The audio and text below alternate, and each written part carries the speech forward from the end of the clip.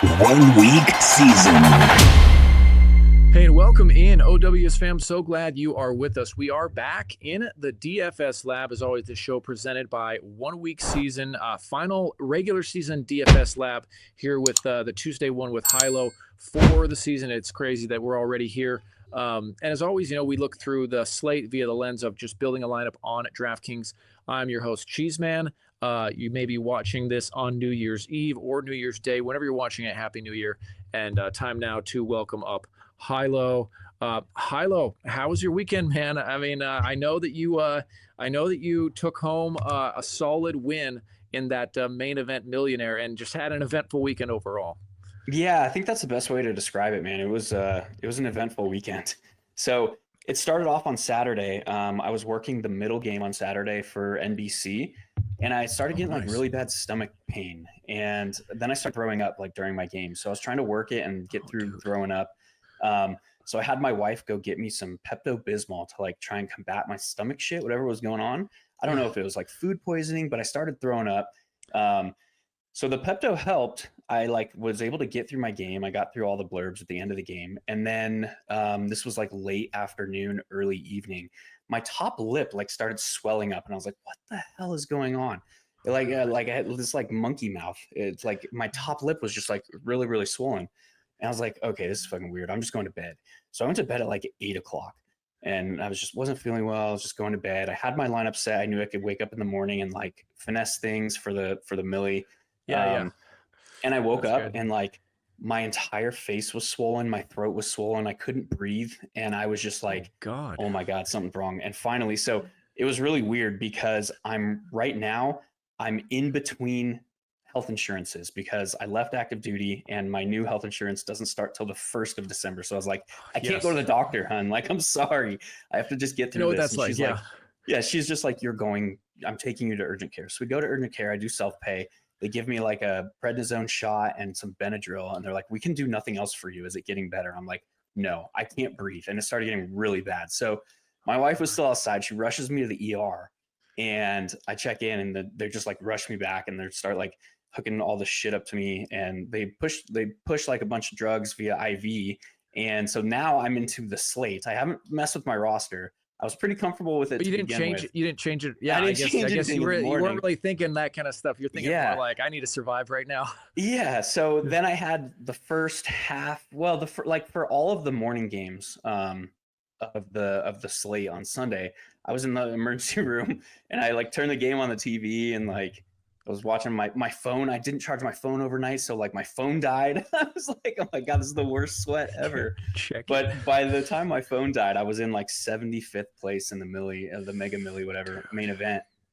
And I built initially before I tweaked with my roster, and I tweaked with my roster Saturday evening before I like passed out to leverage the Tony Pollard news. So I put Tajay Spears in. I initially had a Baker Mayfield 5-bagger stack. It was initially Baker plus Bucky Irving, plus Mike Evans, plus Jalen McMillan, plus Payne Durham. And I came off of that to get Tajay Spears in. So I took Bucky out. I put Tajay Spears in. That allowed me to get to Chiga Okonkwo at tight end, and that allowed me to get to who else did I play? You played it's from Brian Jags Thomas? game. Yeah, I played BTJ. So my final roster came out to like Baker plus Tajay Spears, Breece Hall, who shit the bed, Jalen McMillan, Mike Evans, Thielen, right? Adam Thielen, Chiga Okonkwo, Brian Thomas Jr., and then the Miami defense. Solid. Yeah, I ended up putting up like 180 something points, 185. Something like that, and finished in 108th place for 10K. So, but it was quite the eventful weekend, man. Yeah. So it was sweaty. And you're feeling better now. Obviously, you're feeling better now. Yeah. The swelling's gone. I feel a lot better. It was really sweaty until the Colts game really took off. That's when I kind of lost the sweat. I knew I was going to probably finish around 10K to 20K, but I knew I wasn't going to hit the 2 milli. Because like the pieces from that game just went off. Like, yeah. I mean, but it was any a fun, thoughts? Fun weekend. Was Drew Lock like a good play, No, or dude. was that just kind of like because I watched some of the highlights and you had a couple like short catches that just kind of broke into like Yeah. long touchdowns. The Giants had passed for 3 touchdowns in the previous 11 games. And then Drew Lock accounts for 5 scores. Like, just What can you do? completely, Yeah. yeah, it was just completely random variance. But congrats to those that cashed in on that.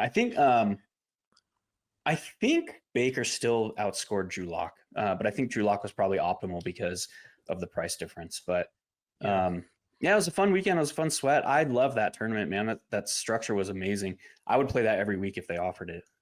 Yeah. Yeah. What just the structure, like what did you like about the structure? The min cash was healthy. Okay, yeah. The payout structure was flatter than you see in a lot of, like, even down to like some of the single entry stuff.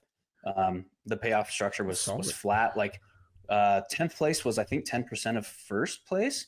So it was pretty good structure. That is. So yeah, that would have so been like like it was 200,000 in 10th place. Yeah, something like 2 that. million to first. Okay. Yeah. Yeah. So it was a good structure, man. It was a fun tournament to take a shot in, and I'm glad that we had a good showing. Could have been better, could have been worse. I will take it for sure. Yeah, dude. But dude, I played a lot of Baker as well, just because, especially after you and Xanamir talked about it on the Slate podcast on Saturday. You know, I had definitely like kind of circled it in my mind going in, but after you guys talked about it and your confidence, and even just that, like, I don't think initially I was thinking like, you know, Baker plus maybe 4 or 5 players, but after you said that, I was like, you know, that really does make sense, because you're betting on Tampa Bay scoring 40 plus, which they did, and just vacuuming up all those points. Yeah, and that was the target, and we knew it was kind of my highest confidence spot on the slate. Like, Tampa Bay had been, you know, good pass rate over expectation numbers, good pass rate or good pass volume. And they were missing Cade Otton, and Rachaad White was coming off a game where he almost fumbled. He could have fumbled their season away if the Falcons didn't lose. So we thought that Bucky Irving would be kind of have a bigger piece of the pie. We thought that Payne Durham would come in. You know, he is a short area tight end. He's not like an elite upside guy, but if the most plus EV way to play him was to pair him with Baker, because he was going to get there on a touchdown or two. And then, you know, we had Mike Evans chasing history. We had Jalen McMillan with Sterling Shepard out. So it was just more condensed, and we had a lot of confidence in that team where we could just say, like, I was fine playing 5 Buccaneers that slate. And had the Colts game not kind of transpired the way it did, that 5-bagger from Tampa Bay could have, like, it was very close to being optimal. And it was a fun weekend. And also, just I don't know like what the cumulative ownership was on like a 4 or 5 like bagger, like you said, because a lot of the Tampa Bay Bucks were fairly highly owned, but I wonder like what it was. I mean, I'm sure we don't have the answer now, but just thinking in my mind, like what the ownership was on like a Baker plus 4 or 5, probably a lot lower than just, you know, the people mixing in pieces of it. In the main event, Millie, I don't think there was one. I think I would have had the only one. No way. If I would have stuck to it. In the $20 Millie, I don't know. I'd have to go look back. Had to have been low though. Yeah, it's a sub 0.01%. Good stuff, man. Good stuff. Yeah. You still the edge is still there. Cool, dude. Well, you ready to look at week 18 here? Yeah, there's a lot to get through, so we might as well jump in, man. Are you targeting any specific contests this weekend? I didn't see the 555 milli. So I haven't even looked yet. So I'll just throw it in something here. This will work for our purposes. Yeah, man. I mean, obviously, week 18 is always interesting because you have you have to kind of factor in how motivated are different teams. Is that something you're like looking at pretty heavily when you look at week 18? Yeah, there's just so many moving pieces. I mean, even just look back to like last night. Brock Purdy picked up a throwing arm injury with under a minute to play. So is he going to play? Is it going to be Josh Dobbs? Josh Dobbs was college teammates with Juwan Jennings. He's targeted tight ends at an increased rate. There's just a lot of moving pieces. There's a lot of speculation this week. And so it's going to come down to positioning ourselves to make the most money if we get those pieces of speculation right. Obviously, we have places of higher confidence, like the Buccaneers. Again, they need a win to secure their playoff spot. If they lose and the Falcons win, it's the Falcons that win the division. So we should expect the Bucks to be, I mean, they have a healthy 28.25 team total. The Falcons also are playing the Panthers. They have a 28-point team total. Yeah. So figuring out like the places of certainty, or at least where we can expect, like we have an 80% confidence level in how we expect the team to behave, I think are going to be really valuable this week. Absolutely. So do you want to kind of go game by game here, or do you want to start with a specific stack? Also, I wanted to ask you too quickly, how much weight do you put into things like contract incentives and looking at those narratives? I think the field is probably going to place a little bit more weight than should be in those situations, because like this is a game played between 53 person rosters, 11 people from each team are on the field at the same time. It takes all of those players and coaches and staff and everything working together to like bring together a game plan. So like we have no idea how the motivation of like the Jets is going to work for this week. Like, okay, so Aaron Rodgers like probably like wants to keep the door open if he wants to keep playing. It's his last game with Davante Adams. They're coming off a game where they completely underperformed expectations. Aaron Rodgers did not throw a touchdown, and that's important because he's sitting at 499 career touchdown passes. And we think like if he lined up his crew and wanted to single out the guy who he wants to catch his 500th career touchdown throw, it's probably Davante Adams. It's just, this is all speculation. So like, we have no idea. All we can say is like, the Jets are playing, a Miami defense is playing a lot better of late. Tua Tagovailoa is banged up.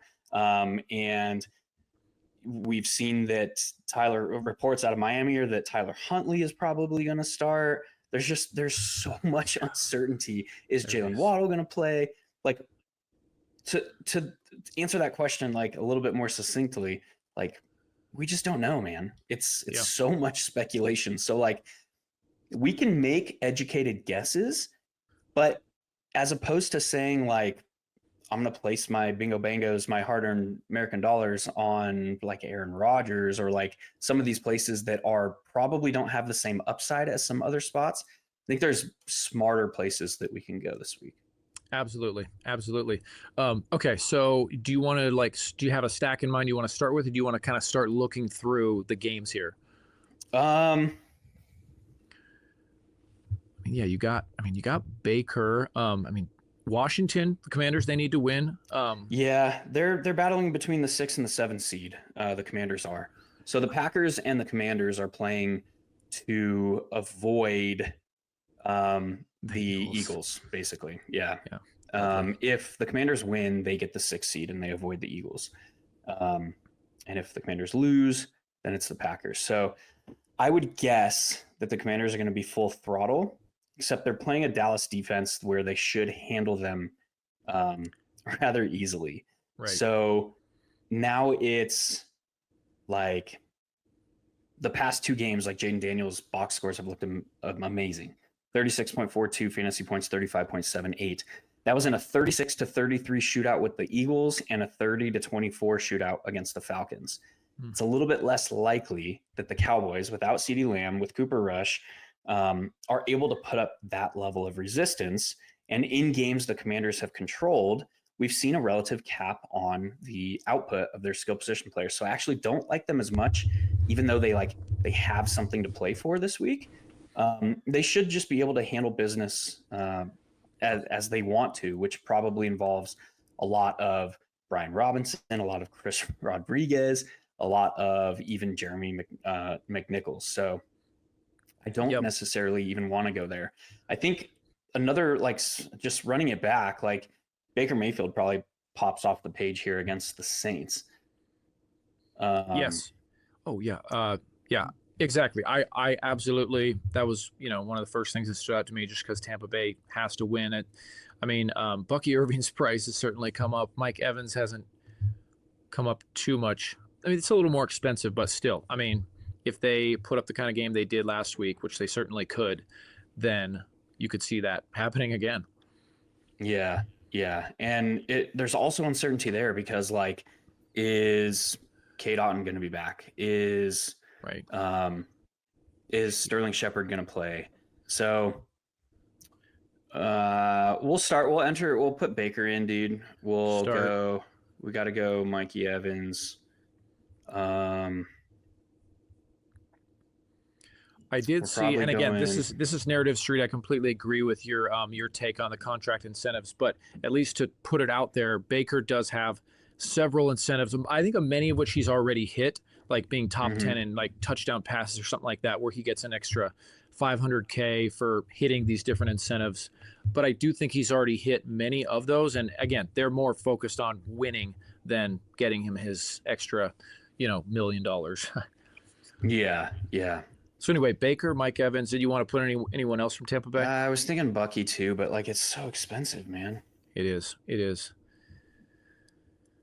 Yeah, Bucky's expensive, and like you said, there's uncertainty with Kate Otten playing, so it's hard to say if you can put in him or Durham again. And same with Jalen McMillan if Sterling Shepard might play. Yeah, man. I mean, do you want to throw Bucky in and see where that puts us? Put up some other pieces? For now, okay. Yeah. Okay, cool. So let's see. I wonder. Yeah, and like even like the Eagles too. It's another like, how are they going to handle this week? They have nothing to play for. They're effectively locked, or they are locked into the. They're 2 locked seed. in. They're locked in. So other teams... Saquon Barkley needs 158. How many yards does he need for Eric Dickerson's record? 162. It's 162. I'm not sure the exact number, but that sounds about right. While you're doing that, I will just say other teams that kind of need to win. Let's see. Yeah, we already mentioned Tampa Bay, Washington, Green Bay. He only needs 101 yards. Yeah. Okay. Denver also needs. Yeah. What were you going to say? I don't know. I was thinking out loud. I forgot where I was going with it. But I was just going to say, go ahead. Sorry. We probably need to be looking for value at this point. Yeah. What about Zacchaeus? He might be chalk this week. He has gotten 8 and 9 targets, but like you just said, because the game environment probably won't be the same. Olamide Zacchaeus for the Commanders. Yeah, and the issue, or part of the reason why he kind of stepped into that volume, 8 and 9 targets the last 2 weeks, is because like Terry McLaurin was seeing lockdown coverage against the Eagles, and then against AJ Terrell on the Falcons. So, right. I don't even think we can go there. I can see gamers wanting to chase that for sure, but is Watson going to be back for Green Bay? He's questionable, so. I don't know. There's been not a lot of updates regarding his status. We know he didn't practice at all last week, but it's being called a knee injury. I don't know. Even then, though, like I talked about the fact that like just because Christian Watson was out last week didn't necessarily mean that like the pass offense was going to be more concentrated, because Dontavian Wicks is the player that can just step into any position that is missing for the Packers.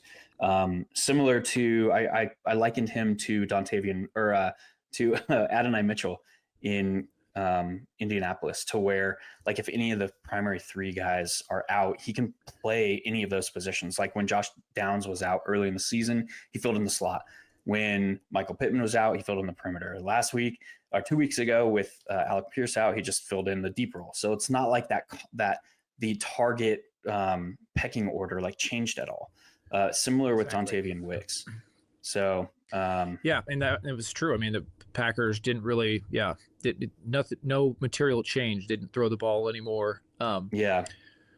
Any interest in like any of the Atlanta, like what do you think about the Falcons at home? Like obviously Bijan is majorly expensive, and and Penix has been fine, so it's kind of like do you have any interest in any of the pieces of the Falcons? Potentially. I think Drake London's seeing 13 targets on I think 35 pass attempts from Penix last week. He's 35 pass attempts. He's very clearly locked on to onto London. London, yeah. We could go London Thielen from that game. Just throw it in there. Yeah, man, we need some value. Yeah, I mean, we're starved already, 50. right? Let's see, any cheap tight ends? God. Yeah, there are some. We're probably not going to be able to run this Baker stack is what it's looking like. Yeah. So you take out Bucky Irving or just no Baker? Yeah, all of them. I'll just take him out. Need some value starting at quarterback, I guess. Yeah, I was looking at him. I mean, with Chuba Hubbard on IR, they're down to like Raheem Blackshear and Mike Boone. So we could see some elevated pass volume in a pretty solid spot. Yeah, let's go Bryce Young, Adam Thielen. We'll make that our game stack. There we go. And I would like to add. He's already in there. Let me see. Hold on. Let me look up the snap rates from the Panthers last week. Okay, nice. Yeah, Xavier Legette played only 68% of the offensive snaps. Let's put in Jalen Coker with Adam Thielen. All right, so that definitely gives us some more space to work with. Yeah, now we're just effectively saying that like that game, because of the like oh shit factor that we've talked about, like from the Falcons, that game just turns into something that goes nuts. Yes. And we get Bryce Young passing for 302 or 250 and the production flowing through Thielen and Coker. Yeah, I mean, and I like that Carolina seems like they have continued to really compete. Like they're still trying to win games. They aren't like giving up. Yeah, because they got a lot to figure out. I mean, they have a first-year head coach. They're still working through Bryce Young. They've got a lot to figure out for the future. So this is going to be so interesting because I feel like it's going to be so important to get a sense of what the field is doing as we get closer. And like we talked about some of those narratives at the beginning of the show, if the field really starts to latch onto those and try to take some certainty where there isn't, that's going to be kind of playing off of that. Because like you said, it's just there's so many moving pieces. Yeah. But chalk always does form. So, okay. So let's see. Okay. Where do you want to go? Who you like at running back? Yeah, I was just looking through the list of running backs. Jonathan Taylor's been on a tear here. He has, man. I mean, I also like Bijan too. Bijan's ceiling though is capped with Aljair there. Man, he's so expensive. I mean, of course, this is gonna be the week he gets like an 80-yard touchdown catch on a broken play, but you just know that's how it's gonna go. Yeah. Yeah, this is tough, man. That's a tough week, but that's why I like week 18, actually. I do too. I typically do well in week 18. I mean, I've never won anything big, but it always seems like I've been close. Yeah. And so have you. So maybe this is the week. Yeah, I know, like 6 or 7 sweats, legitimate sweats this year. For real, dude. In big money contests. You want to just grab a defense, see where we can get a defense? Yeah. Let's go. Let's put the Rams in for now. Okay, cool. Okay, 6K. Yeah, it's not bad. Let's hit some running backs. All right. I was thinking like we feasibly could go double pay up running back here. Would leave. Yeah. Got to find some value will emerge under 4K this week at receiver. Yeah. Or tight end. Well, tight end is interesting because a lot of the guys at the top in player pricing are in both bad matchups and are on teams that are eliminated. Like again, like they could still return usable fantasy scores, but I want to go. Let's just play more into this game environment that we're betting on. Let's go Bijan. Okay. And I just really hate playing Jonathan Taylor, man.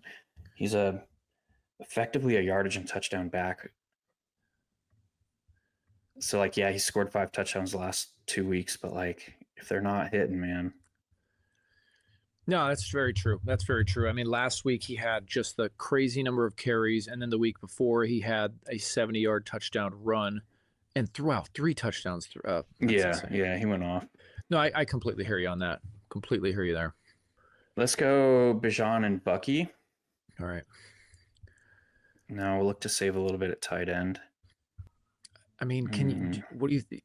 Okonkwo's in kind of a tough matchup, but do you like Okonkwo again? Yes. I'm just going to throw him in real fast, see what we got remaining. Okay. Okonkwo, and then 4,500 left. Of course, that's like for Olamide. Right. Just get him like. But I think I wanted to get your take on it because I was like, is this like indicative of the, moving forward? Has he like found a new role, or is something else going on here? And that makes sense what you said. Yeah. Because Jaden Daniels, he kind of like just he makes pretty quick decisions and takes what the defense gives him. At least that's what he seemed to be doing on that most recent game. He looks good. Yeah. He looks good in the structure of this offense. Let's see. Guys right above it. Marvin Mims. I mean, I'm sure people are going to be on him after his game and against the Chiefs. That's probably not a great spot to go back to him.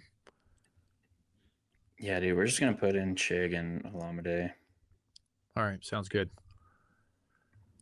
Awesome, dude. That's where, I mean, again, this is super early. This is what we landed on. Yeah. I like the structure, though. I really do. I think that as it's going to be so interesting to see kind of how things shake out as we get towards Sunday. But the lineup we landed on: Bryce Young, Bijan, Bucky Irving, Coker, Drake London, Adam Thielen. So really playing into that Panthers Falcons game, and then Chico Okonkwo, Olamide Zaccheaus, and the Rams defense. Hilow, man, I'm glad you're feeling better. Any final thoughts, man, before we ship this one out for Week 18, dude? I know we built a roster on Tuesday. I would highly recommend like shelving this discussion until Friday, maybe even Saturday, because so much of this slate is probably going to change over the next 4 or 5 days. Yep, guys getting ruled out or rest announced, that kind of thing. Absolutely. Yeah, it's going to be a heavy info week. Awesome. Well, I actually don't know if we'll do one of these for the playoffs. We'll have to figure it out. But if this is our last DFS Lab, Hilow, it has been super fun doing this with you this entire season. Thanks for your time as always, man. Looking forward to next season. Hope you have a big Week 18. Likewise, man. Yeah, I would like to run it back for the playoffs, but we'll see how the schedules and stuff work out. Yeah, I'm sure we will. Okay, dude. We will catch you. We'll catch you next time, dude. See you.